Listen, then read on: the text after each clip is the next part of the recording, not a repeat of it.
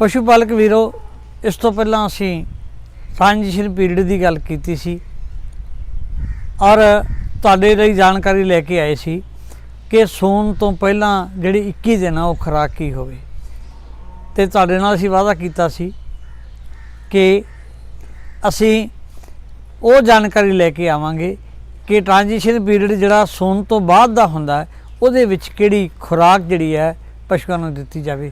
सो अज फिर ने साडे नाल डॉक्टर गरेवाल और इन्हां नूं असीं इत्थे जी आਇਆਂ आखदे हां। साडे कोल आम ही जिमीदार आउंदे ने कि साडी मੱਝ ਜਾਂ गऊ है वो सज्जस हो चुकी है, ਉਹਨੂੰ ਕਿਹੋ ਜਿਹੀ खुराक ਦਿੱਤੀ ਜਾਵੇ। सो ਅਸੀਂ ਬੇਨਤੀ ਕਰਾਂਗੇ डॉक्टर साहब कि साडे नाल ਉਹ ਨੁਕਤੇ ਸਾਂਝੇ ਕੀਤੇ ਜਾਣ ਜਿਹਦੇ ਨਾਲ ਜਾਨਵਰ ਜਿਹੜਾ ਹੈ ਵਧੀਆ ਦੁੱਧ भी देवे और समय सिर ਜਿਹੜਾ फिर बाद ਦੇ ਵਿੱਚ ਉਹ ਬਣ ਕੇ ਦੁਬਾਰਾ ਬੱਚਾ भी देवे और ਉਹਦੀ ਜਿਹੜੀ ਸਿਹਤ भी अच्छी रहे।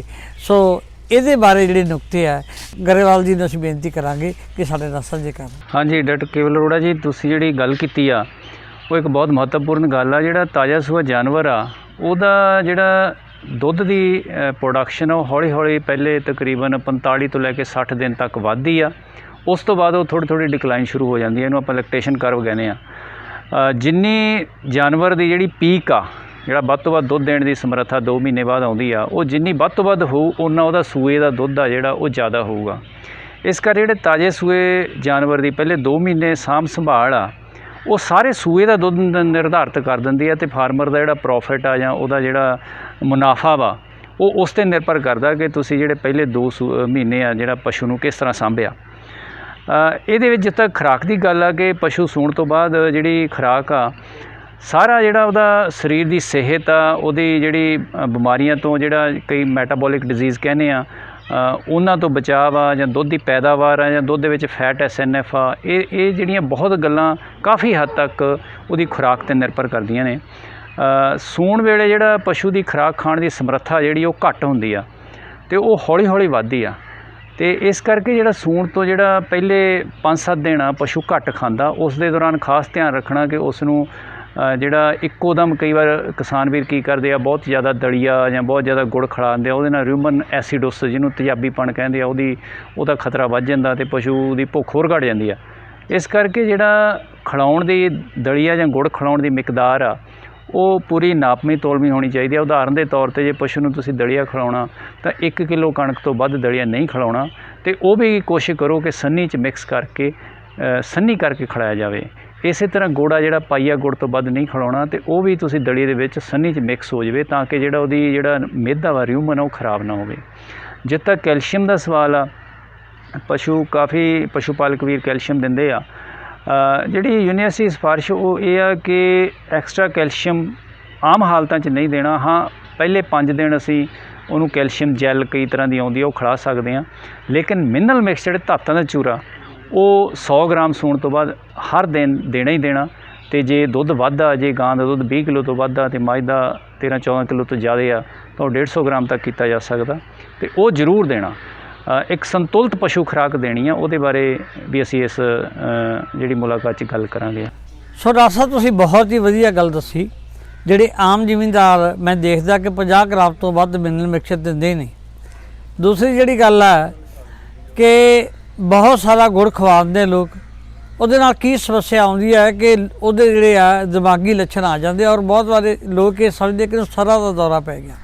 ਸੋ ਬੜੀ ਜਿਹੜੀ ਸਿੱਖਣ ਵਾਲੀ ਗੱਲ ਤੁਹਾਡੇ ਨਾਲ ਜਿਹੜੀ ਬਣਦੀ ਹੈ। ਸੋ ਡਾਕਟਰ ਸਾਹਿਬ ਜਿਹੜੀ ਤੁਸੀਂ ਦੱਸਿਆ ਕਿ ਉਹਦੇ ਵਿੱਚ ਕਮਜ਼ੋਰੀ ਵੀ ਨਾ ਆਵੇ, ਦੁੱਧ ਵੀ ਪੂਰਾ ਦੇਵੇ, ਦੁਬਾਰੇ ਬਣਨ ਵੀ, ਉਹਦੇ ਜਿਹੜੇ ਕੀ ਖਾਸ ਜਿਹੜੀਆਂ ਖੁਰਾਕ ਦੀਆਂ ਗੱਲਾਂ ਦਾ ਸਾਨੂੰ ਧਿਆਨ ਰੱਖਣ ਦੀ ਲੋੜ ਹੈ। ਹਾਂਜੀ, ਇਸ ਤਰ੍ਹਾਂ ਕਿ ਜਦੋਂ ਸੂਣ ਤੋਂ ਬਾਅਦ ਜਿਸ ਤਰ੍ਹਾਂ ਮੈਂ ਦੱਸਿਆ ਕਿ ਜਾਨਵਰ ਦੀ ਭੁੱਖ ਘੱਟ ਹੁੰਦੀ ਆ, ਉਹਨੂੰ ਕੋਸ਼ਿਸ਼ ਕੀਤੀ ਜਾਵੇ ਜਿਹੜੀ ਚਾਰੇ ਦੀ ਕੁਆਲਿਟੀ ਆ ਉਹ ਬਹੁਤ ਉੱਤਮ ਹੋਣੀ ਚਾਹੀਦੀ ਆ। ਜੇ ਤੁਸੀਂ ਬਹੁਤ ਜ਼ਿਆਦਾ ਫਾਈਬਰ ਵਾਲਾ ਜਾਂ ਰੇਸ਼ੇਦਾਰ ਚਾਰਾ, ਜਿਸ ਤਰ੍ਹਾਂ ਟਾਂਡੇ, ਸੁੱਕੀ ਜਵਾਰ ਹੋਈ ਜਾਂ ਸੁੱਕਾ ਬੱਕਾ ਬਾਜਰਾ ਹੋਇਆ, ਇਸ ਤਰ੍ਹਾਂ ਦਾ ਖੜਾ, ਉਹਦੀ ਭੁੱਖ ਹੋਰ ਘੱਟ ਜਾਏਗੀ। ਸਵਾਦਲਾ, ਚੰਗੀ ਗੁਣਵੱਤਾ ਵਾਲਾ, ਸਹੀ ਸਟੇਜ 'ਤੇ ਕੱਟਿਆ ਹੋਇਆ ਚਾਰਾ ਹੋਣਾ ਚਾਹੀਦਾ, ਜਿਹਦੇ ਨਾਲ ਉਹਦੀ ਜਿਹੜੀ ਭੁੱਖ ਵੀ ਵੱਧਦੀ ਹੈ ਅਤੇ ਹਜਮ ਹੋਣ ਦੀ ਦਰ ਵੀ ਵੱਧਦੀ ਹੈ ਅਤੇ ਉਹਦਾ ਦੁੱਧ ਵੀ ਵੱਧਦਾ। ਅਤੇ ਇਸ ਦੇ ਨਾਲ ਜਿਹੜਾ ਵੰਡ ਆ ਉਹ ਸੰਤੁਲਿਤ ਹੋਣਾ ਚਾਹੀਦਾ। ਵੰਡ किस तरह की होनी चाहिए है, ये यूनीवर्सिटी ਦੀਆਂ ਜਿਹੜੀਆਂ किताबां ने ਉਹਦੇ ਵਿੱਚ ਬੜਾ ਵਿਸਥਾਰ ਨਾਲ ਦੱਸਿਆ ਗਿਆ।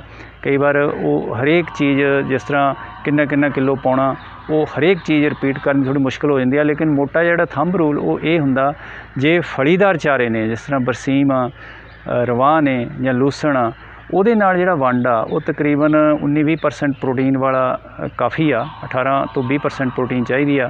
ਅਤੇ ਉਹ ਵੰਡ ਦੇ ਵਿੱਚ ਤਕਰੀਬਨ 30% ਖਲਾਂ ਹੋਣ ਅਤੇ 30-35% ਅਨਾਜ ਹੋਣ ਅਤੇ 30% ਜਿਹੜੀ ਖੇਤੀ ਸਹਿ ਉਪਜਾਂ ਚੋਕਰ ਵਗੈਰਾ ਅਤੇ ਨਾਲ ਮਿਨਰਲ ਮਿਕਸਚਰ 2 ਕਿਲੋ 1 ਕਿਲੋ ਲੂਣ ਅਤੇ 1 ਕਿਲੋ ਬਾਈਪਾਸ ਫੈਟ ਪਾ ਸਕਦੇ ਹਾਂ। ਇਹ ਜਿਹੜਾ ਥੰਬ ਰੂਲ ਦਾ ਕੰਸਨਟਰੇਟ ਜਾਂ ਵੰਡ ਆ ਉਹ ਫਲੀਦਾਰ ਚਾਰਿਆਂ ਨਾਲ ਬਣਾ ਸਕਦੇ ਹਾਂ।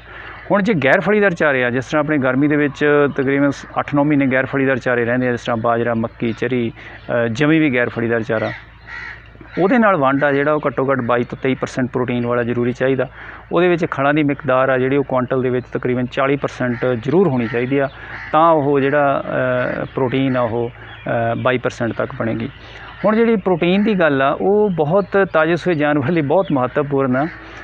ਜੇ ਕੁੱਲ ਮਿਸ਼ਰਤ ਖੁਰਾਕ ਜਿਹਦੇ ਵਿੱਚ ਵੰਡ ਵੀ ਆ, ਤੂੜੀ ਵੀ ਆ, ਚਾਰਾ ਜਾਂ ਸਾਈਲੇਜ ਵੀ ਆ, ਜੇ ਸਾਰੀ ਨੂੰ ਆਪਾਂ ਮਿਕਸ ਕਰਕੇ 24 ਘੰਟੇ ਜਿੰਨਾ ਪਸ਼ੂ ਨੂੰ ਦਿੰਦੇ ਆ, ਜੇ ਆਪਾਂ ਉਹਨੂੰ ਇੱਕ ਉਹਦੀ ਮੇਜਰਮੈਂਟ ਕਰੀਏ ਵਿੱਚ ਕਿੰਨੀ ਪ੍ਰੋਟੀਨ ਗਈ, ਉਹਦੇ ਵਿੱਚ ਤਾਜ਼ੇ ਸੂਏ ਜਾਨਵਰ ਨੂੰ ਤਕਰੀਬਨ 16 ਤੋਂ 17% ਪ੍ਰੋਟੀਨ ਉਹਦੇ ਵਿੱਚ ਜ਼ਰੂਰੀ ਆ। ਜੇ ਇਸ ਤੋਂ ਘੱਟ ਪ੍ਰੋਟੀਨ ਹੋਈ ਤਾਂ ਦੁੱਧ ਜਿਹੜਾ ਉਹ ਘਟ ਜਾਏਗਾ, ਉਹਦੀ ਪੀਕ ਯੀਲਡ ਘਟ ਜਾਏਗੀ। ਦੂਸਰਾ, ਜੇ ਪ੍ਰੋਟੀਨ ਦੀ ਬਹੁਤਾਤ ਰੂਪ ਵਿੱਚ ਖਿਲਾਉਂਦੇ ਹਾਂ, ਕਈ ਵਾਰ ਉਹ ਵੀ ਹੋ ਜਾਂਦਾ, ਜਿਸ ਤਰ੍ਹਾਂ ਬਰਸੀਮ ਬਹੁਤ ਖੁੱਲ੍ਹਾ ਪੈ ਰਿਹਾ, ਨਾਲ ਆਪਾਂ ਖਲਾਂ ਵੀ ਬਹੁਤ ਖੁੱਲ੍ਹੀਆਂ ਪਾਤੀਆਂ, ਉਹਦੇ ਨਾਲ ਕੀ ਹੁੰਦਾ ਕਿ ਪਸ਼ੂ ਆ ਜਿਹੜਾ ਗੱਭਣ ਹੋਣ ਦੀ ਦਰ ਘਟ ਜਾਂਦੀ ਆ। ਦੁੱਧ ਤਾਂ ਬਹੁਤ ਦਿੰਦਾ, ਪਰ ਜਿਹੜੀ ਲੋੜ ਤੋਂ ਵੱਧ ਪ੍ਰੋਟੀਨ ਆ 17-18% ਤੋਂ ਜ਼ਿਆਦਾ ਪ੍ਰੋਟੀਨ ਹੋ ਜਾਵੇ 17.5 ਤੋਂ, ਤਾਂ ਇਹਨਾਂ ਗੱਭਣ ਹੋਣ ਦੀ ਦਰ ਘਟ ਜਾਂਦੀ ਆ। ਇਸ ਕਰਕੇ ਸੰਤੁਲਿਤ ਖੁਰਾਕ ਪਾਉਣੀ ਆ। ਅਤੇ ਪਸ਼ੂ, ਦੂਸਰਾ ਪਸ਼ੂ ਜਿਹੜਾ ਜਿਸ ਤਰ੍ਹਾਂ ਦੱਸਿਆ ਕਿ ਤਾਜ਼ਾ ਸੂਏ ਘੱਟ ਖਾਂਦਾ, ਉਹ ਵੱਧ ਤੋਂ ਵੱਧ ਖਾਵੇ। ਉਹਦੇ ਲਈ 2-3 ਨੁਕਤੇ ਨੇ। ਪਹਿਲੀ ਗੱਲ ਤਾਂ ਇਹ ਆ ਕਿ ਜਿਸ ਤਰ੍ਹਾਂ ਮੈਂ ਦੱਸਿਆ ਕਿ ਚਾਰੇ ਦੀ ਕੁਆਲਿਟੀ ਸਹੀ ਹੋਣੀ ਚਾਹੀਦੀ ਆ। ਦੂਸਰਾ, ਚਾਰਾ ਵੰਡ ਅਤੇ ਤੂੜੀ ਮਿਕਸ ਕਰਕੇ ਦੇਣਾ ਚਾਹੀਦਾ। ਜੇ ਅੱਡ ਅੱਡ ਦੋਗੇ ਤਾਂ ਥੋੜ੍ਹਾ ਮਿਕਦਾਰ ਜਿਹੜੀ ਖਾਣ ਦੀ ਉਹ ਘੱਟ ਜਾਂਦੀ ਆ। ਜੇ ਮਿਕਸ ਕਰਕੇ ਦੋਗੇ ਮਿਲਾ ਕੇ ਤਾਂ ਉਹਨਾਂ ਖਾਣ ਦੀ ਮਿਕਦਾਰ ਵੱਧ ਜਾਂਦੀ ਆ। ਤੀਸਰਾ, ਅਸੀਂ ਇਹਦੇ ਵਿੱਚ ਬਫਰ ਵੰਡ ਦੇ ਵਿੱਚ 1 ਕਿਲੋ ਤੱਕ ਪਾ ਸਕਦੇ ਹਾਂ। ਉਹਦੇ ਨਾਲ ਵੀ ਭੁੱਖ ਆ ਜਿਹੜੀ ਪਸ਼ੂ ਦੀ ਥੋੜ੍ਹਾ ਵੱਧ ਜਾਂਦੀ ਆ। ਬਫਰ ਹੁੰਦਾ ਸੋਡੀਅਮ ਬਾਈਕਾਰਬੋਨੇਟ ਮਿੱਠਾ ਸੋਡਾ ਅਤੇ ਮੈਗਨੀਸ਼ੀਅਮ ਆਕਸਾਈਡ 3:1 ਦੀ ਰੇਸ਼ੋ ਹੁੰਦੀ ਆ। ਇਹ ਮਿਕਸ ਕਰਕੇ ਬਫਰ ਬਣਦਾ ਅਤੇ ਉਹ 1 ਕਿਲੋ ਮਿਕਸ ਕੀਤਾ ਹੋਇਆ ਬਫਰ ਆ ਜਿਹੜਾ ਉਹ 1 ਕੁਆਂਟਲ ਫੀਡ ਦੇ ਵਿੱਚ ਪਾ ਦਿੱਤਾ ਜਾਵੇ ਤਾਂ ਉਹਦੇ ਨਾਲ ਜਿਹੜਾ ਉਹ ਪਸ਼ੂ ਖਾਣ ਦੀ ਸਮਰੱਥਾ ਵੱਧਦੀ ਆ। ਇਸ ਤੋਂ ਬਿਨਾਂ ਜੇ ਪਸ਼ੂ ਦੀ ਜਿਹੜੀ ਦੁੱਧ ਪੈਦਾ ਕਰਨ ਦੀ ਸ਼ਕਤੀ ਬਹੁਤ ਜ਼ਿਆਦਾ ਤਾਂ ਆਪਾਂ ਯੀਸਟ ਵਗੈਰਾ ਪਾ ਸਕਦੇ ਹਾਂ, ਜਿਹੜਾ ਰਿਊਮਨ ਦੇ ਵਿੱਚ ਜੀਵਾਣੂਆਂ ਨੂੰ ਜ਼ਿਆਦਾ ਪ੍ਰਫੁੱਲਤ ਕਰਨ ਵਿੱਚ ਸਹਾਈ ਹੁੰਦਾ। 150 ਤੋਂ 200 ਗ੍ਰਾਮ ਯੀਸਟ ਆ ਜਿਹੜਾ 1 ਕੁਆਂਟਲ ਫੀਡ ਦੇ ਵਿੱਚ, ਉਹਦੇ ਨਾਲ ਪਸ਼ੂ ਦੀ ਜਿਹੜੀ ਖੁਰਾਕ ਖਾਣ ਦੀ ਸਮਰੱਥਾ ਵੱਧਦੀ ਆ। ਅਤੇ ਤੀਸਰਾ, ਜਿਹੜਾ ਪਾਣੀ ਦਾ ਜਿਹੜਾ ਉਹਦੀ ਉਪਲਬਧਤਾ, ਜੇ ਪਾਣੀ ਉਹਨੂੰ ਪਸ਼ੂ ਨੂੰ ਲੋੜ ਮੁਤਾਬਕ ਪੀ ਸਕੇ ਅਤੇ ਉਹਦੇ ਨਾਲ 5-7% ਪਸ਼ੂ ਵੱਧ ਖਾ ਜਾਂਦਾ। ਕਿ ਆਪਾਂ ਬੰਨ੍ਹ ਕੇ ਰੱਖਦੇ ਹਾਂ, 2 ਟਾਈਮ ਪਸ਼ੂ ਨੂੰ ਪਾਣੀ ਪਿਲਾਉਂਦੇ ਹਾਂ, ਉਹਦੇ ਨਾਲ ਜਿਹੜੀ ਉਹਦੀ ਖਾਣ ਦੀ ਸਮਰੱਥਾ ਘਟ ਜਾਂਦੀ ਆ। ਪਾਣੀ ਦੀ ਜਿਹੜੀ ਉਹਦੀ ਪੀਣ ਦੀ ਜਿਹੜੀ ਹੈਗੀ ਆ ਉਹਦੀ ਆਜ਼ਾਦੀ ਪੂਰੀ ਹੋਣੀ ਚਾਹੀਦੀ ਆ। ਅਤੇ ਇਹ 3 ਕੁ ਨੁਕਤਿਆਂ ਨਾਲ ਆ ਜਿਹੜਾ ਪਸ਼ੂ ਜਿਹੜਾ ਉਹ ਖੁਰਾਕ ਵੱਧ ਖਾਏਗਾ ਅਤੇ ਦੁੱਧ ਉਹਨੂੰ ਪੂਰਾ ਆਏਗਾ, ਪੀਕ 'ਤੇ ਜਾਏਗਾ। ਇਸ ਤੋਂ ਬਿਨਾਂ ਜਿਹੜੀ ਰੀਪਰੋਡਕਸ਼ਨ ਦਾ ਹੈਗਾ ਮਸਲਾ, ਜਿਹੜੀ ਰੀਪਰੋਡਕਸ਼ਨ ਆ, ਜਿੰਨਾ ਚਿਰ ਪਸ਼ੂ ਬੋਡੀ ਵੇਟ ਲੂਜ਼ ਕਰੇਗਾ, ਭਾਰ ਨੂੰ ਲੂਜ਼ ਕਰੇਗਾ, ਉਹ ਹੀਟ 'ਚ ਜਾਂ ਗੱਭਣ ਨਹੀਂ ਹੋਵੇਗਾ, ਹੀਟ 'ਚ ਨਹੀਂ ਆਏਗਾ, ਗੱਭਣ ਨਹੀਂ ਹੋਵੇਗਾ। ਇਸ ਲਈ ਸਾਨੂੰ ਇਹ ਕੋਸ਼ਿਸ਼ ਇਹ ਕਰਨੀ ਚਾਹੀਦੀ ਹੈ ਕਿ ਪਸ਼ੂ ਦਾ ਜਿਹੜਾ ਭਾਰ ਜਿਹੜਾ ਘਟ ਰਿਹਾ ਉਹ ਛੇਤੀ ਤੋਂ ਛੇਤੀ ਰੁਕੇ ਅਤੇ ਭਾਰ ਵਧਣਾ ਸ਼ੁਰੂ ਹੋਵੇ 1.5-2 ਮਹੀਨੇ ਦੇ ਵਿੱਚ। ਉਸ ਤੋਂ ਬਾਅਦ ਉਹ ਪਸ਼ੂ ਗੱਭਣ ਛੇਤੀ ਹੋਵੇ। ਸੋ ਡਾਕਟਰ ਸਾਹਿਬ, ਤੁਸੀਂ ਬੜੀ ਜਿਹੜੀ ਆ ਬਹੁਤ ਜਿਹੜਾ ਡੂੰਘਾ ਨੁਕਤਾ ਮੈਨੂੰ ਲੱਗਿਆ। ਔਰ ਬੜੀ ਵਾਰੀ ਅਸੀਂ ਦੇਖਦੇ ਹਾਂ ਕਿ ਫੀਲਡ ਦੇ ਵਿੱਚ ਜਾਨਵਰਾਂ ਦੇ ਜਿਹੜੇ ਲਿੱਸੇ ਹੋਣੇ ਸ਼ੁਰੂ ਹੋ ਜਾਂਦੇ। ਜਦੋਂ ਅਸੀਂ ਲੋਕਾਂ ਨੂੰ ਕਹਿੰਦੇ ਤੇਰਾ ਜਾਨਵਰ ਲਿੱਸਾ ਬਹੁਤ ਹੋ ਗਿਆ, ਉਹ ਕਹਿੰਦਾ ਨਹੀਂ ਜੀ, ਇੰਨਾ ਚਿਰ ਮਿਲਦਾ ਹੈ, ਉਹ ਲਿੱਸਾ ਹੋਊਗਾ ਫਿਰ ਇਹ ਬਣੂਗਾ। ਸੋ ਮੈਨੂੰ ਲੱਗਦਾ ਕਿ ਅਸੀਂ ਇਹ ਬਹੁਤ ਵੱਡੀ ਗਲਤੀ ਕਰ ਜਾਂਦੇ ਹਾਂ। ਜਿਵੇਂ ਡਾਕਟਰ ਸਾਹਿਬ ਨੇ ਦੱਸਿਆ ਜੀ, ਉਸ ਗੱਲ ਵੱਲ ਨਹੀਂ ਧਿਆਨ ਦਿੰਦੇ ਤਾਂ ਜਿਹੜਾ ਉਹ ਤਕਰੀਬਨ ਅਸੀਂ 6-6 ਮਹੀਨੇ ਦਾ ਸਮਾਂ ਲਗਾ ਲੈਂਦੇ ਹਾਂ ਕਿ ਜਾਨਵਰ ਗੱਭ ਦੁਬਾਰੇ ਨਹੀਂ ਹੁੰਦਾ ਗਾ। ਸੋ ਜਿਹੜੀਆਂ ਬੜੀਆਂ ਕੰਮ ਦੀਆਂ ਗੱਲਾਂ, ਫਿਰ ਇਹਨਾਂ ਨੇ ਜਿਵੇਂ ਮਿਨਰਲ ਮਿਕਸਚਰ ਦੀ ਗੱਲ ਆਪਾਂ ਪਹਿਲਾਂ ਵੀ ਕਰ ਚੁੱਕੇ ਹਾਂ, ਉਹਦੇ ਵੱਲ ਵੀ ਬੜਾ ਧਿਆਨ ਦੇਣ ਦੀ ਲੋੜ ਹੈ। ਸੋ ਇਹ ਜਿਹੜੇ ਨੁਕਤੇ ਆ ਵੀ ਜਾਨਵਰ ਦਾ ਭਾਰ ਨਾ ਘਟੇ।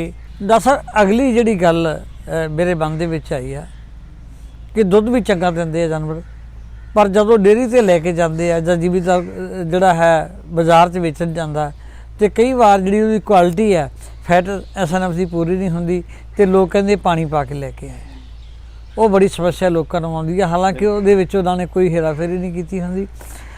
ਔਰ ਬੜੀ ਤਰ੍ਹਾਂ ਦੇ ਜਿਹੜੇ ਮਿਨਰਲ ਮਿਕਸਚਰ ਮਿਲਦੇ ਆ, ਲੋਕਾਂ ਨੂੰ ਇਹ ਸਮਝ ਨਹੀਂ ਆਉਂਦੀ ਵੀ ਕਿਹੜਾ ਮਿਨਰਲ ਮਿਕਸਚਰ ਪਾਈਏ, ਕਿਹੜੇ ਵਿਟਾਮਿਨ ਪਾਈਏ। ਇਹ ਬੜੀ ਵਿਚਾਰਨ ਵਾਲੀ ਗੱਲ ਹੈ ਲੋਕਾਂ ਵਾਸਤੇ। ਇਹਦੇ ਬਾਰੇ ਵੀ ਤੁਸੀਂ ਸਾਡੇ ਨਾਲ ਆਪਣੇ ਵਿਚਾਰ ਸਾਂਝੇ ਕਰੋ। ਹਾਂਜੀ, ਇਸ ਤਰ੍ਹਾਂ ਦੁੱਧ ਦੀ ਜਿਹੜੀ ਗੁਣਵੱਤਾ ਕੁਆਲਿਟੀ ਦੀ ਗੱਲ ਕੀਤੀ ਉਹ ਬਹੁਤ ਅਹਿਮ ਆ। ਇਹ ਬਹੁਤ ਸ਼ਿਕਾਇਤ ਆਉਂਦੀ ਕਿ ਦੁੱਧ ਦੀ ਫੈਟ ਨਹੀਂ ਵੱਧਦੀ ਜਾਂ SNF ਨਹੀਂ ਵੱਧਦਾ। ਇਹਦੇ ਬਾਰੇ ਮੈਂ ਤੁਹਾਨੂੰ ਦੋ ਕੁ ਗੱਲਾਂ ਕਲੀਅਰ ਕਰਨਾ ਚਾਹਾਂਗਾ। ਪਹਿਲੀ ਗੱਲ ਫੈਟ ਦੀ ਆ। ਫੈਟ ਜਿਹੜੀ ਦੁੱਧ ਦੀ ਘੱਟ ਆਉਣ ਦਾ ਜਿਹੜਾ ਬਹੁਤ ਜ਼ਿਆਦਾ ਘੱਟ ਆਉਣਾ, ਗਾਂ ਦੀ ਕਹਿ ਲਓ 3 ਜਾਂ 3.5 ਤੋਂ ਹੀ ਘੱਟ ਆ ਰਹੀ ਆ, ਮੱਝ ਦੀ ਉਹ 6 ਤੋਂ ਘੱਟ ਆ ਰਹੀ ਆ, ਜਾਂ ਭਲਿਆਟੀ ਮੱਝ ਦੀ 7 ਤੋਂ ਘੱਟ ਆ ਰਹੀ ਆ। ਇਹਦੇ ਕਾਰਨ ਆ ਜਿਹੜਾ ਉਹ ਬਹੁਤ ਹੱਦ ਤੱਕ ਰੂਮਨ ਐਸੀਡੋਸਿਸ ਆ, ਰੂਮਨ ਦਾ ਤੇਜ਼ਾਬੀਪਣ ਆ। ਹੁਣ ਤੇਜ਼ਾਬੀਪਣ ਉਹ ਜਾਂ ਤਾਂ ਤੁਸੀਂ ਦਲੀਆ ਜਾਂ ਕਣਕ ਇੱਕਦਮ ਖਿਲਾਤੀ ਜ਼ਿਆਦਾ ਅਨਾਜ, ਜਾਂ ਤੁਸੀਂ ਵੰਡ ਆ ਜਿਹੜਾ ਉਹ ਕੱਲਾ ਵੰਡ ਸੁੱਕਾ ਖਿਲਾਤਾ, ਜਾਂ ਭਿਉਂ ਕੇ ਵੀ ਕੱਲਾ ਵੰਡ ਖਿਲਾਤਾ, ਉਹਨੂੰ ਚਾਰੇ ਜਾਂ ਤੂੜੀ 'ਚ ਮਿਕਸ ਨਹੀਂ ਕੀਤਾ, ਇਹਦੇ ਨਾਲ ਐਸੀਡੋਸਿਸ ਹੋ ਜਾਂਦੀ ਆ। ਜੇ ਉਸੇ ਵੰਡ ਨੂੰ ਤੁਸੀਂ ਚਾਰੇ ਤੂੜੀ ਸਾਈਲੇਜ 'ਚ ਮਿਕਸ ਕਰਕੇ ਖਿਲਾਓਗੇ, ਫੈਟ ਪੂਰੀ ਹੋ ਜੂਗੀ। ਹਾਲਾਂਕਿ ਇਹ ਗੱਲ ਬਹੁਤ ਸਿੰਪਲ ਜੀ ਲੱਗਦੀ ਆ, ਪਰ ਇਹ ਅਸਲੀ ਗੱਲ ਇਹੀ ਆ। ਹੋਰ ਕੋਈ ਪੈਸੇ ਖਰਾਬ ਕਰਨ ਨਾਲੋਂ ਤੁਸੀਂ ਦਾਣਾ ਅਤੇ ਤੂੜੀ ਪੱਠਾ ਮਿਕਸ ਕਰ ਦਿਓ, ਮਿਲਾ ਕੇ ਖਿਲਾ ਦਿਓ, ਤਾਂ ਫੈਟ ਪੂਰੀ ਹੋ ਜਾਏਗੀ। ਇਸ ਤੋਂ ਬਿਨਾਂ ਬਫਰ ਦਾ ਜਿਹੜਾ ਯੂਜ਼ ਆ, ਜਿਸ ਤਰ੍ਹਾਂ ਪਹਿਲਾਂ ਦੱਸਿਆ 1 ਕਿਲੋ ਕੁਆਂਟਲ ਦੇ ਵਿੱਚ, ਉਹਦੇ ਨਾਲ ਵੀ ਫੈਟ ਆ ਜਿਹੜੀ ਉਹ ਥੋੜ੍ਹੀ ਵੱਧਦੀ ਆ। ਹਾਂ, ਬਾਈਪਾਸ ਫੈਟ ਜਿਹੜੀ ਪਾਉਣ ਨਾਲ ਫੈਟ ਵੱਧਦੀ ਆ, ਲੇਕਿਨ ਬਾਈਪਾਸ ਫੈਟ ਅਸੀਂ ਸਿਰਫ ਉਹਨੂੰ ਸਪਾਰਸ਼ ਕਰਦੇ ਹਾਂ ਜਾਨਵਰ ਨੂੰ ਜਿਹਦਾ ਦੁੱਧ ਜ਼ਿਆਦਾ ਆ।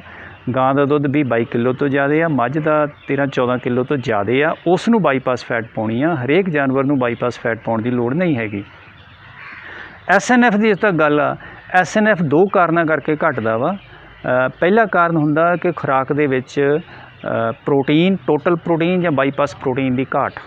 ਦੂਸਰਾ ਕਾਰਨ ਹੁੰਦਾ ਵਾ ਕਿ ਪਸ਼ੂ ਦੀ ਜਿਹੜੀ ਡਰਾਈ ਮੈਟਰ ਇਨਟੇਕ ਜਿਹਨੂੰ ਆਪਾਂ ਕਹਿੰਦੇ ਆ, ਜਾਂ ਸਿੱਧੇ ਸ਼ਬਦਾਂ 'ਚ ਕੀ ਹੈ, ਪਸ਼ੂ ਨੂੰ ਲੋੜ ਮੁਤਾਬਕ ਖਾਣਾ ਨਹੀਂ ਮਿਲ ਰਿਹਾ, ਭੁੱਖਾ ਰਹਿੰਦਾ।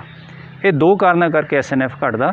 ਇਹਨਾਂ 2 ਕਾਰਨਾਂ ਨਾਲ ਜਿਹੜੀ ਪ੍ਰੋਟੀਨ ਸਪਲਾਈ ਆ ਬਲੱਡ 'ਚੋਂ ਘਟ ਜਾਂਦੀ ਹੈ ਅਤੇ SNF ਘਟ ਜਾਂਦਾ। ਹੁਣ ਇਹਨੂੰ ਕਿਵੇਂ ਪੂਰਾ ਕਰਨਾ? ਪ੍ਰੋਟੀਨ ਦੀ ਮੈਂ ਗੱਲ ਪਹਿਲਾਂ ਕੀਤੀ ਆ ਵੀ ਗੈਰ ਫਲੀਦਾਰ ਚਾਰੇ ਨਾਲ 22-23%, ਫਲੀਦਾਰ ਚਾਰੇ 18-19% ਚਾਹੀਦੀ ਆ ਵੰਡ ਦੇ ਵਿੱਚ। ਪਹਿਲਾਂ ਤਾਂ ਪ੍ਰੋਟੀਨ ਪੂਰੀ ਕਰੋ। ਜੇ ਜ਼ਿਆਦਾ ਦੁੱਧ ਆ ਜਾਨਵਰ ਦਾ, ਜਿਸ ਤਰ੍ਹਾਂ ਗਾਂ ਦੁੱਧ 22-25 ਕਿਲੋ ਤੋਂ ਜ਼ਿਆਦਾ ਆ, ਤਾਂ ਬਾਈਪਾਸ ਪ੍ਰੋਟੀਨ ਐਡ ਕਰੋ, ਉਹਦੇ ਵਿੱਚ ਜ਼ਿਆਦਾ ਸ਼ਾਮਿਲ ਕਰੋ। ਜਿਸ ਤਰ੍ਹਾਂ ਰੋਸਟਡ ਸੋਇਆ ਹੋ ਗਈ, ਜਾਂ ਇੱਕ ਮਸਟਰਡ ਬਾਈਪਾਸ ਆਉਂਦੀ ਆ ਟਰੀਟ ਕੀਤੀ ਹੋਈ, ਉਹ ਪਾ ਸਕਦੇ ਆ। ਇਹ ਤੀਸਰਾ ਇਹ ਬਾਈਪਾਸ ਪ੍ਰੋਟੀਨ ਪੂਰੀ ਕਰਨੀ। ਤੀਸਰਾ ਨੁਕਤਾ, ਜਿਸ ਤਰ੍ਹਾਂ ਦੱਸਿਆ ਜਾਨਵਰ ਭੁੱਖਾ ਰਹਿੰਦਾ, ਉਹ ਪਸ਼ੂ ਦੇ 24 ਘੰਟੇ ਦੇ ਵਿੱਚੋਂ ਘੱਟੋ ਘੱਟ 22 ਘੰਟੇ ਖੁਰਲੀ 'ਚ ਖਾਣ ਨੂੰ ਕੁਛ ਹੋਵੇ। ਜੇ ਤੁਸੀਂ ਪਸ਼ੂ ਨੂੰ 6 ਘੰਟੇ ਕਿਤੇ ਖੁਰਲੀ ਦੂਰ ਬੰਨ੍ਹਤਾ ਤਾਂ SNF ਘਟ ਜਾਏਗਾ। ਇਸ ਕਰਕੇ ਉਹਦੇ ਮੂਹਰੇ ਹਰ ਵਕਤ ਖਾਣ ਨੂੰ ਚਾਰਾ, ਤੂੜੀ, ਵੰਡ ਮਿਕਸ ਕੀਤਾ ਹੋਇਆ। ਅਸੀਂ ਤਾਂ ਆਈਡੀਅਲ ਹਾਲਤਾਂ 'ਚ ਇਹ ਕਹਿੰਦੇ ਹਾਂ ਕਿ ਮਿਕਸ ਕੀਤਾ, ਮਿਲਾ ਕੇ ਰੱਖਿਆ ਹੈ, ਵੰਡ ਅਤੇ ਚਾਰਾ ਹੋਵੇ। ਜੇ ਉਹ ਨਹੀਂ ਹੈਗਾ ਤਾਂ ਘੱਟੋ ਘੱਟ ਇਕੱਲਾ ਹਰਾ ਚਾਰਾ ਜ਼ਰੂਰ ਹੋਵੇ, ਤਾਂ ਕਿ ਪਸ਼ੂ ਲੋੜ ਮੁਤਾਬਕ ਖਾ ਸਕੇ। ਹੁਣ ਲਾਸਟ ਦੇ ਵਿੱਚ ਮੈਂ ਛੋਟੀ ਜਿਹੀ ਗੱਲ ਕਰਨਾ ਚਾਹਾਂਗਾ ਕਿ ਮਿਨਰਲ, ਜਿਸ ਤਰ੍ਹਾਂ ਦੀ ਗੱਲ ਕੀਤੀ ਹੈ, ਬਹੁਤ ਤਰ੍ਹਾਂ ਦੇ ਮਿਨਰਲ ਮਿਕਸਚਰ ਮਾਰਕੀਟ ਦੇ ਵਿੱਚ ਉਪਲਬਧ ਨੇ। ਮੇਰੀ ਕਿਸਾਨ ਵੀਰਾਂ ਨੂੰ ਇਹ ਗੁਜ਼ਾਰਿਸ਼ ਆ ਕਿ ਕਿਰਪਾ ਕਰਕੇ ਇਹ ਜਿਹੜੇ ਮਿਨਰਲ ਮਿਕਸਚਰ, ਵਿਟਾਮਿਨ, ਐਡੀਟਿਵ ਨੇ, ਇਹਨਾਂ 'ਤੇ ਪੈਸੇ ਬਹੁਤ ਸੋਚ ਸਮਝ ਕੇ ਖਰਚੋ। ਬਿਨਾਂ ਮਤਲਬ ਤੋਂ ਇਹਨਾਂ 'ਤੇ ਪੈਸੇ ਖਰਚਣ ਦੀ ਕੋਈ ਲੋੜ ਨਹੀਂ। ਮਿਨਰਲ ਮਿਕਸਚਰ ਆ ਜਿਹੜਾ ਉਹ ਧਾਤਾਂ ਲਈ ਹੁੰਦਾ। ਵਿਟਾਮਿਨ ਦੇਖ ਕੇ ਮਿਨਰਲ ਮਿਕਸਚਰ ਬਿਲਕੁਲ ਨਹੀਂ ਖਰੀਦਣਾ। ਯੂਨੀਵਰਸਿਟੀ ਵੱਲੋਂ ਕਿਸਾਨਾਂ ਦੀ ਸੇਵਾ ਲਈ ਮਿਨਰਲ ਮਿਕਸਚਰ ਦਿੱਤਾ ਜਾਂਦਾ, ਜਿਹੜਾ ਕਿ ਬਹੁਤ ਵਾਜਿਬ ਰੇਟ 'ਤੇ ਉਪਲਬਧ ਆ, ਯੂਨੀਵਰਸਿਟੀ ਤੋਂ ਲੈ ਸਕਦੇ ਆ। ਦੂਸਰਾ ਚਿਲੇਟਡ ਮਿਨਰਲ ਦੀ, ਜਿਸ ਤਰ੍ਹਾਂ ਅੱਜ ਕੱਲ੍ਹ ਬਹੁਤ ਇੱਕ ਮਾਰਕੀਟ ਦੇ ਵਿੱਚ ਹੈਗਾ ਰੌਲਾ। 90% ਜਾਨਵਰਾਂ ਨੂੰ ਚਿਲੇਟਡ ਮਿਨਰਲ ਦੀ ਲੋੜ ਨਹੀਂ ਹੁੰਦੀ। ਆਮ ਮਿਨਰਲ ਮਿਕਸਚਰ ਵਧੀਆ ਕੁਆਲਿਟੀ ਦਾ ਪੂਰੀ ਮਾਤਰਾ 'ਚ ਪਾਇਆ ਜਾਵੇ, ਉਹ ਸਾਰੀਆਂ ਘਾਟਾਂ ਪੂਰੀਆਂ ਕਰਦਾ। ਚਿਲੇਟਡ ਮਿਨਰਲ ਮਿਕਸਚਰ ਸਿਰਫ ਬਹੁਤ ਜ਼ਿਆਦਾ ਜਿਹੜੇ ਪਸ਼ੂ ਸਟ੍ਰੈਸ 'ਚ ਹੁੰਦੇ ਆ, ਪ੍ਰੋਡਕਸ਼ਨ, ਹੁਣ ਗਾਂ 35 ਕਿਲੋ ਦੁੱਧ ਦੇ ਰਹੀ ਆ, 40 ਕਿਲੋ, ਉੱਥੇ ਅਸੀਂ ਚਿਲੇਟਡ ਮਿਨਰਲ ਨੂੰ ਐਡਵਾਈਜ਼ ਕਰਦੇ ਹਾਂ, ਤਾਂ ਕਿ ਪਸ਼ੂ ਨੂੰ ਜਿਹੜੀ ਉਹ ਸਪੋਰਟ ਆ ਜਿਹੜੀ ਬਾਡੀ ਨੂੰ ਜ਼ਿਆਦਾ ਹੋ ਜਾਵੇ ਅਤੇ ਉਹਦੀ ਰੀਪਰੋਡਕਸ਼ਨ ਆ ਸੁਧਰੇ। ਲੇਕਿਨ ਮੈਂ ਕਹੂੰਗਾ ਪੰਜਾਬ 'ਚ 90% ਪਸ਼ੂਆਂ ਲਈ ਆਮ ਮਿਨਰਲ ਮਿਕਸਚਰ ਨੋਰਮਲ ਵਧੀਆ ਕੁਆਲਿਟੀ ਦਾ ਪੂਰੀ ਮਾਤਰਾ 'ਚ। ਮਾਤਰਾ ਬਹੁਤ ਇੰਪੋਰਟੈਂਟ ਆ। ਇਹ ਨਹੀਂ ਹੈਗਾ ਕਿ ਜੇ 160 ਰੁਪਏ ਕਿਲੋ ਮਿਨਰਲ ਮਿਕਸਚਰ ਆ, ਕੰਪਨੀ ਵਾਲੇ ਕਹਿੰਦੇ ਜੇ 1 ਕਿਲੋ ਹੀ ਬਹੁਤ ਆ, ਜੇ 80 ਰੁਪਏ ਦਾ 2 ਕਿਲੋ ਪਾ ਲਓ। ਪੈਸਿਆਂ ਦੇ ਹਿਸਾਬ ਨਾਲ ਨਹੀਂ, ਉਹ ਵਿੱਚ ਉਹਦੇ ਵਿੱਚ ਤੱਤ ਕਿੰਨੇ ਆ, ਕਾਪਰ ਕਿੰਨਾ, ਮੈਂਗਨੀਜ਼ ਕਿੰਨਾ, ਇਹ ਕਿਸਾਨ ਵੀਰ ਨੂੰ ਆਪ ਥੋੜ੍ਹਾ ਜਿਹਾ ਸੋਚਣਾ ਪਊਗਾ। ਵਿਟਾਮਿਨ ਦੀ ਗੱਲ ਆ, ਜਦ ਤੱਕ ਜੇ ਹਰਾ ਚਾਰਾ ਪੈ ਰਿਹਾ ਤਾਂ ਵਿਟਾਮਿਨ ਨੂੰ, ਕਿਸੇ ਵਿਟਾਮਿਨ ਦੀ ਪਸ਼ੂ ਨੂੰ ਨਹੀਂ ਲੋੜ ਹੈਗੀ। ਸਿਰਫ ਟ੍ਰਾਂਜੀਸ਼ਨ ਫੀਡ ਦੇ ਵਿੱਚ ਹੀ ਥੋੜ੍ਹੇ ਵਿਟਾਮਿਨ ਪੈਂਦੇ ਆ, ਉਸ ਤੋਂ ਬਾਅਦ ਨਹੀਂ ਲੋੜ ਹੈਗੀ। ਹਾਂ, ਜੇ ਸਾਈਲੇਜ ਪੈ ਰਿਹਾ ਸਾਰਾ ਸਾਲ ਜਾਂ ਹਰਾ ਚਾਰਾ ਨਹੀਂ ਹੈਗਾ, ਫਿਰ ਸਾਨੂੰ ਵਿਟਾਮਿਨ ਪਾਉਣ ਦੀ ਲੋੜ ਪੈ ਸਕਦੀ ਆ। ਉਹ ਕਿਸੇ ਮਾਹਰ ਦੀ ਸਲਾਹ ਦੇ ਨਾਲ ਤੁਸੀਂ ਆਪਣੇ ਕਿਹੜੇ ਵਿਟਾਮਿਨ ਪਾਉਣੇ ਆ, 2-3 ਉਹ AD3 ਆ, E ਆ, ਉਹ ਪਾ ਸਕਦੇ ਹੋ। ਲੇਕਿਨ ਬਿਨਾਂ ਮਤਲਬ ਤੋਂ ਮਹਿੰਗੇ ਸਪਲੀਮੈਂਟਾਂ 'ਤੇ ਪੈਸੇ ਲਾਉਣ ਦੀ ਲੋੜ ਨਹੀਂ ਹੈਗੀ। ਬੇਸਿਕ ਜਿਹੜੀਆਂ ਹੈਗੀਆਂ ਨੇ, ਸੋਇਆਬੀਨ ਦੀ ਖਾਲਾ, ਸਰੋਂ ਦੀ ਖਾਲਾ, ਮੱਕੀ ਆ, ਇਹਨਾਂ ਵੱਲ ਧਿਆਨ ਦਿਓ। ਇਹਨਾਂ ਨਾਲ ਜਾਂ ਚਾਰੇ ਦੀ ਗੁਣਵੱਤਾ ਵਾ, ਕਿਸ ਤਰ੍ਹਾਂ ਉਹਨੂੰ ਮਿਕਸ ਕਰਕੇ ਦੇਣਾ, ਇਹ ਜਿਹੜੇ ਨੁਕਤੇ ਨੇ, ਪਾਣੀ ਦੀ ਉਪਲਬਧਤਾ, ਇਹ ਨੁਕਤੇ ਬਹੁਤ ਇੰਪੋਰਟੈਂਟ ਨੇ। ਬੇਸਿਕ ਪਹਿਲਾਂ ਇਹਨਾਂ ਨੂੰ ਠੀਕ ਕਰੋ, ਜਿਹੜੇ ਐਡੀਟਿਵ 'ਤੇ ਪੈਸੇ ਆ ਉਹ ਫਾਲਤੂ ਖਰਾਬ ਨਾ ਕਰੋ। ਸੋ ਪਸ਼ੂ ਪਾਲਕ ਵੀਰ, ਇਹ ਡਾਕਟਰ ਗਰੇਵਾਲ ਦੀ ਗੱਲਬਾਤ ਨਾਲ ਇਹ ਗੱਲ ਬਹੁਤ ਉੱਭਰ ਕੇ ਸਾਹਮਣੇ ਆਈ ਹੈ ਕਿ ਪਸ਼ੂ ਨੂੰ ਕਿੰਨਾ, ਕਿਵੇਂ ਤੇ ਕਦੋਂ ਕਿਹੋ ਜਿਹਾ ਚਾਰਾ ਖਵਾਉਣਾ। ਔਰ ਇੱਕ ਬੜੀ ਮੈਂ ਸੋਚ ਰਿਹਾ ਸੀ ਕਿ ਆਮ ਤੌਰ 'ਤੇ ਅਸੀਂ ਚਿਲੇਟਡ ਮਿਨਰਲ ਮਿਕਸਚਰ ਮਗਰ ਪੈ ਜਾਂਦੇ ਹਾਂ ਔਰ ਕਹਿੰਦੇ ਹਾਂ ਕਿ ਅਸੀਂ ਚਿਲੇਟਡ ਕੈਲਸ਼ੀਅਮ ਪਾਇਆ, ਜਿਹੜਾ ਕਿ ਚਿਲੇਟਡ ਕੈਲਸ਼ੀਅਮ ਹੁੰਦਾ ਹੀ ਨਹੀਂ। ਜਿਹੜੇ ਹੋਰ ਮਿਨਰਲਸ ਹੁੰਦੇ ਆ ਉਹ ਚਿਲੇਟਡ ਹੁੰਦੇ ਆ। ਸੋ ਸਾਨੂੰ ਖੁਰਾਕ ਦੇ ਵਿੱਚ ਬੜੀ ਸੋਚ ਸਮਝ ਦੀ ਲੋੜ ਹੈ। ਜਿਹੜੀ ਫੈਟ ਐਸਿਡਸ ਦੀ ਕਮੀ ਹੈ, ਉਹ ਜਿਹੜੇ ਸਾਡੇ ਖੁਰਾਕੀ ਤੱਤ ਹੈ ਉਹ ਅਸੀਂ ਠੀਕ ਨਹੀਂ ਪਾ ਰਹੇ, ਜਾਂ ਸਮੇਂ 'ਤੇ ਨਹੀਂ ਪਾ ਰਹੇ, ਜਾਂ ਜਿਵੇਂ ਇਹਨਾਂ ਨੇ ਕਿਹਾ ਕਿ 24 ਘੰਟੇ ਉਪਲਬਧ ਹੋਣ, ਉਹ ਨਹੀਂ ਪਾ ਰਹੇ। ਔਰ ਪਾਣੀ ਦੀ, ਜਿਵੇਂ ਇਹਨਾਂ ਨੇ ਕਿਹਾ ਕਿ ਪਾਣੀ ਵੀ ਸਦਾ ਮਿਲਣਾ ਚਾਹੀਦਾ।